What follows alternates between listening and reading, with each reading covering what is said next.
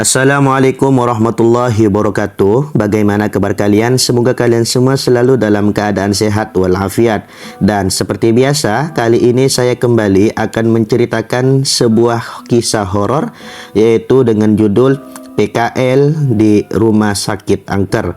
Jadi bagaimana cerita selengkapnya? Mari kita dengarkan bersama-sama sampai selesai. Dan yang baru bergabung di channel ini, jangan lupa dukung dengan cara subscribe, like, komen, dan di-share agar kalian tidak ketinggalan cerita terbaru dari channel ini.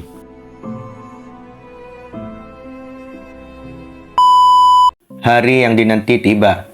Akhirnya aku bisa merasakan gimana rasanya PKL. Ya, walaupun banyak juga cerita mistis ketika PKL, tapi bagiku horor itu ketika aku telat menunaikan kewajiban sholat. Gak nutup kemungkinan juga kalau pas lihat setan.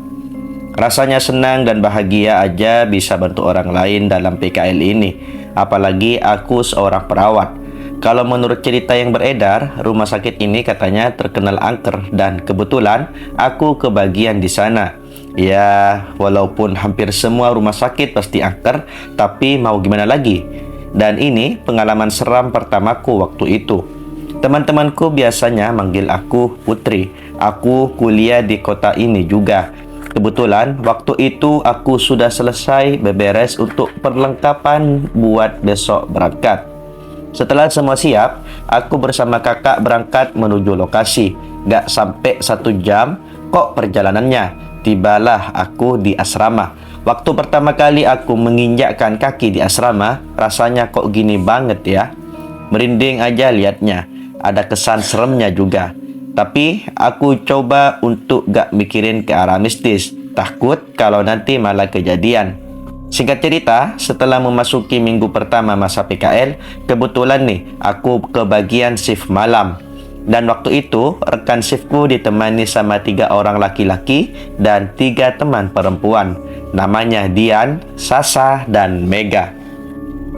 Nah, aku lupa jam berapa, tapi malam itu aku juga di bagian depan atau resepsionis salah satu bangsal bersama 1 laki-laki namanya Agus. Dan teman-teman yang lain sedang muter bangsal buat ngecek satu persatu pasien. Semakin malam karena juga sepi. Kok mendadak suasana jadi tegang mencekam gini ya?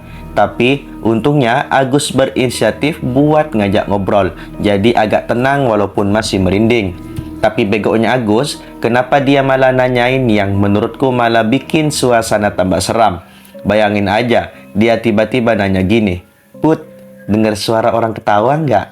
Kayak suaranya tuh di ruang sebelah." Tanya Agus. Ya siapa yang nggak kesel kan? Suasana lagi kayak gini, si Agus malah bikin suasana tambah seram. Emang nggak peka tuh cowok. Sebenarnya aku juga dengar suara itu, tapi aku emang sengaja jawab nggak dengar, biar Agus nggak nanya lagi. Malah ngadi-ngadi nih bocah. Dia nanya lagi kalau ada bau melati. Nah kan, emang bener-bener nih si Agus. Gak lama, tiba-tiba ada suara manggil Agus. Ternyata Roni yang manggil. Agus pun langsung pergi. Sekarang aku sendiri di depan. Bayangin aja, gak ada siapa-siapa. Pak Sepam yang biasa jaga di dalam pun juga gak ada. Gak tahu kemana. 10 menit kemudian, kok dari arah koridor, aku kayak denger langkah kaki. Dan itu gak cuma sepasang, tapi kayak ramai orang gitu. Pas aku tunggu-tunggu, kok gak sampai-sampai nih orang. Aku tengok nih ke arah suara, dan ternyata gak ada apapun dan siapapun. Mulailah ketakutan. Pokoknya campur aduk gitu rasanya. Keringat dingin, gemetar, dan kakiku gak mau berhenti gerak, kayak tremor gitu. Pas posisi kayak gitu, apesnya lagi aku harus ganti pembalut. Pokoknya malam itu aku sial banget. Intinya aku doa aja sebisaku. Aku jalan cepat ke toilet yang dekat dan langsung ganti pembalut. Nah, ini kejadian paling serem kalau menurut aku.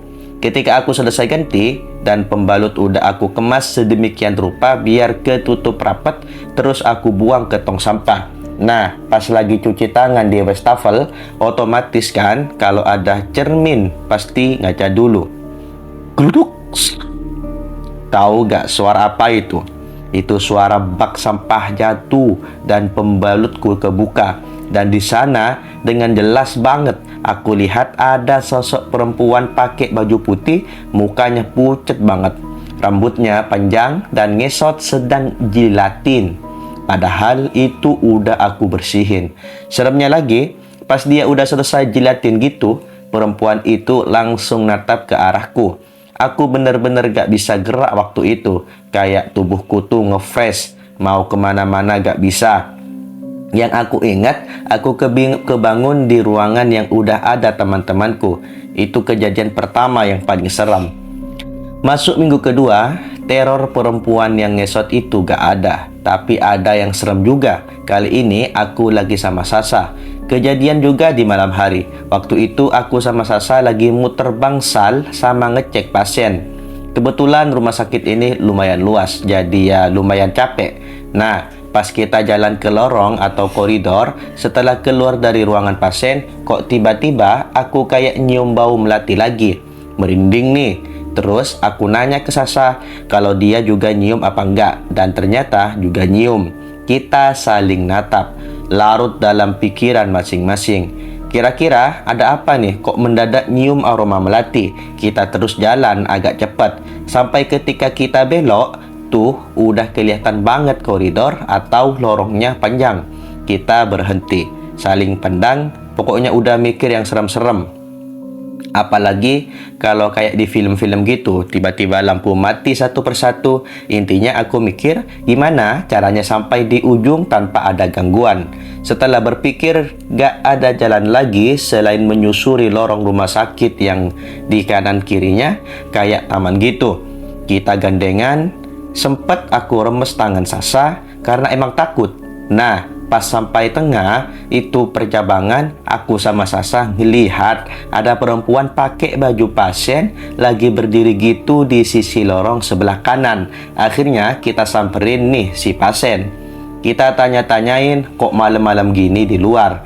Nah, pas udah sampai belakangnya, aku sapa kan si perempuan ini. Kalau dilihat dari belakang kayak mbak-mbak gitu. Rambutnya sepinggang tapi agak acak-acakan. Permisi mbak, kok malam-malam di luar, kenapa? Tapi pasien itu gak jawab, cuma diem aja. Nengok pun juga enggak. Aku kira aku kurang keras manggilnya. Kemudian aku tanya lagi tapi agak keras. Nah, pas kedua kalinya itu, mbak-mbak itu nengok. Kita udah deg-degan waktu mbak itu mau nengok. Bayangin kalau tiba-tiba mukanya hancur atau gimana, kan kita gak tahu. Kalau di film-film pasti ada musik yang gemuruh gitu kan, terus jump scare. Ini juga sama, detak jantungku deg-degan banget kayak backsoundnya. Terus mbaknya itu entah kenapa nengoknya tuh lambat banget, kayak ada efek slow-mo-nya. Pas udah sepenuhnya nengok, alhamdulillah gak ada yang aneh, cuman kok pucat aja mukanya. Terus aku tanyain, kamarnya di mana biar kita anter. Udah gitu mbaknya cuma nunjuk arah ke sana, tepatnya ke kiri. Kalau ditarik garis lurus, ujungnya kamar mayat. Tapi kita gak mikir atau gak mungkin juga mbaknya ke sana. Lagian juga gak kelihatan kalau setan. Tapi aku salah ternyata. Jadi pas kita nganter mbaknya, jalanannya tuh pelan banget. Jadi kita pas ngikutin di belakang juga nunggu lama. Kita terus jalan ngikutin mbaknya. Tapi kenapa mbaknya gak berhenti? Padahal kita ngelewatin beberapa kamar. Udah mulai mikir yang aneh-aneh nih. Apa benar ini mau ke kamar mayat? Ternyata benar gila. Si Sasa udah mulai mau nangis tuh. Kelihatan banget matanya yang udah berkaca-kaca. Nah, gak lama juga dari depan tuh kayak ada yang naik sepeda rumah sakit. Ternyata si Agus sama Roni lagi muter juga. Di situ kita mulai lega. Ada teman akhirnya. Tapi anehnya mereka tuh kayak ketakutan. Jadi nyelonong aja, gak manggil atau gimana. Yang bikin aku sama Sasa jadi tambah takut. Nah, pas pandanganku ngikutin mereka nyolong pakai sepeda gitu. Aku lihat banget mukanya tegang kayak dikejar setan. Pokoknya mencekam banget malam itu. Tiba-tiba aku sama Sasa gak sengaja nabrak mbak yang ada di depan kita. Buk! Spontan dong, aku sama Sasa minta maaf. Tapi di sini kita nemuin kejanggalan lagi. Ketika aku dan Sasa nabrak gitu, aku bener-bener yakin banget kalau aku nyium aroma busuk. Aku yakin kalau kalian pasti langsung refleks. Kalau mendadak nyium bau busuk gitu, antara kamu nutup hidung atau malah mengendus-endus nyari asalnya di mana. Bener kan? Nah, aku juga gitu. Tapi nyengat banget itu sumpah. Kayak aroma busuk itu ada tepat di depan kita. Kita saling pandang tapi sama-sama nutup hidung. Jadi posisinya kita ini di belakang mbaknya persis. Nggak lama mbaknya ketawa. Ketawanya tuh manja-manja gimana gitu. Kayak dia tahu kalau kita lagi keganggu sama bau itu. Kita mundur pelan-pelan. Aku udah ngerasa gak bener nih. Pas aku punya pikiran kayak gitu, mbaknya nengok. Bener-bener nengok, tapi badannya gak ikut gerak. Cuman kepalanya aja yang berputar ke belakang. Astagfirullah. Sasa ngucap istighfar, tapi kenceng banget. Nah, sialnya, Sasa langsung pingsan. Di situ aku udah gak tahu lagi mau gimana. Yang jelas, pertemanan kita lagi diuji. Aku ninggalin Sasa sendiri buat minta tolong ke teman-teman yang lain. Tahu gak cerita selanjutnya? Masih ingat Agus sama Roni naik sepeda? Aku mau ketawa takut dosa, tapi ya emang kenyataannya kayak gitu. Mereka juga pingsan di lorong. Kayaknya mereka tabrakan gitu terus jatuh semua. Aku bangunin mereka, untung aja mereka terus sadar. Aku ceritain kejadian barusan, tapi karena masih dirudung ketakutan, mereka gak berani. Akhirnya kami minta tolong sama Pak Satpam. Sebut aja namanya Pak Basuki. Beliau udah lama kerja di rumah sakit ini. Dan cerita tentang suster ngesot dan perempuan yang aku temui tadi juga memang ada. Pokoknya Pak Basuki ini juga salah satu korban mereka. Singkatnya, kami akhirnya ditemenin Pak Basuki buat nolongin Sasa. Kebetulan Agus yang kuat karena di antara lelaki, Agus badannya emang agak atletis tapi penakut. Setelah dibopong dan dimasukkan ke ruangan perawat, nggak lama Sasa sadar setelah digosok pakai minyak kayu putih. Di dalam ruangan itu sampai heboh cerita malam itu. Sampai para karyawan yang jaga pun ikut ketakutan. Menjelang pagi kita balik ke kos. Aku, Sasa, Dian dan Mega emang sengaja gak mau tinggal di asrama. Kita lebih memilih ngekos, lebih leluasa kalau mau kemana-mana. Sebenarnya masih ada beberapa minggu lagi nih. Dan itu semua kita mengalami kejadian seram. Masuk minggu ketiga, jadi kami udah sepakat untuk menceritakan kejadian masing-masing setelah kami selesai PKL. Jadi waktu itu kami lagi di kosan, kami cerita semuanya. Ternyata memang kita-kita itu dikasih kesempatan mereka buat mempunyai pengalaman serem loh. Yang parahnya lagi cerita si Dian. Tapi aku mau masuk ke cerita Mega dulu. Di sini aku pakai sudut pandang yang sama. Ya, aku Mega. Jadi waktu itu kebetulan aku yang jaga sama Dian. Si Putri dan Sasa masuk shift pagi. Kejadian yang sama di malam hari. Aku lagi dapat kerjaan bantuin di bagian administrasi. Si Dian lagi bantuin salah satu perawat di bangsal lantai 1. Kalau gak salah, ingat sekitar jam 10 malam, aku masih sibuk dengan layar laptop di ruangan. Aku sortir data nama-nama pasien, entah pasien baru, lama, yang udah sembuh atau yang udah meninggal. Tiba-tiba ada perawat masuk ruangan. Dia bilang kalau mau ngecek pasien baru yang baru tadi siang masuk. Katanya korban kecelakaan. Dia juga sedikit cerita kalau lihat kondisinya udah parah banget tadi siang. Aku tanyain dong, emang parahnya gimana mbak? Dia jawab kalau beberapa tulangnya patah dan banyak darah gitu yang keluar. Selesai cerita, dia langsung pamit ke ruangan pasien buat pengecekan rutin. Singkat cerita, pekerjaanku belum selesai. Aku rehat sebentar karena mataku pusing ngeliatin layar laptop terus.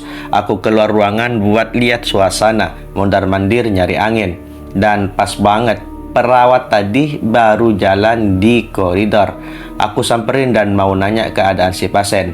Betapa kagetnya aku setelah mendengar ucapan Mbak perawat. Mbak, gimana kondisinya pasien tadi? Kataku penasaran. Pasien yang mana, dek? Yang kata mbaknya korban kecelakaan tadi siang, mbak. Barusan juga mbak masuk ruangan terus cerita sama aku kok. Masa udah lupa mbak? Aku jelasin lagi kronologinya. Aku liatin si mbak perawat malah ngerutin gening kayak heran gitu. Lah, aku malah baru mau ke sana dek. Ini mbak juga lagi mau ambil peralatan di ruangan, katanya. Loh kok bisa? Lah terus tadi yang ngobrol sama aku siapa? Aku remeng atau gumam sendiri. Sekarang aku yang tadi parno sendiri. Gimana enggak? Orang tadi aku ngobrol sama si mbaknya kok. Masa iya aku ngobrol sama setan perawat sih? Sambil membatin gitu.